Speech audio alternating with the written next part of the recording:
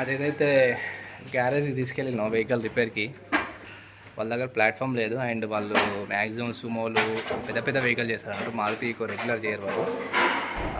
But చేసిర్రు, platform లేకుండా హైట్లో పెట్టేది చేసి, కానీ అది ఏదో సెట్ కాలేదు, పార్ట్ సమ్ కేబుల్ ఏదో ఒకటి సెట్ కాలేదు.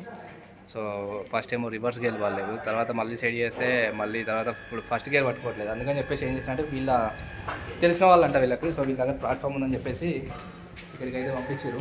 సో వీళ్ళు ప్లాట్ఫామ్ మీద పెట్టి పైకి లిఫ్ట్ చేసేసి రిపేర్ చేస్తారు అన్నట్టు. సో అప్పుడు ఈజీగా అవుతుంది. సో వాళ్ళు చాలా కష్టపడ్డారు, వాళ్ళ దగ్గర లిఫ్ట్ ఏం లేకుండే. సో చాలా కష్టపడ్డారు. ఇప్పుడు ఇక్కడికైతే వచ్చేసాం, లిఫ్టింగ్ వేసేసి ఇంక అట్లనే వీల్ బ్యాలెన్సింగ్, వీల్ అలైన్మెంట్ కూడా చేసేది ఉంది. సో వీళ్ళ దగ్గర ఉందంటే అది కూడా చేయించుకుంటే ఒక పని అయిపోతుంది. సో అది క్లచ్ ప్లేట్ల కోసం 3 days నుంచి చేస్తున్నారు. నార్మల్గా అయితే 2 to 3 hours అయిపోతుంది. బట్ అట్లా ఉంది పని.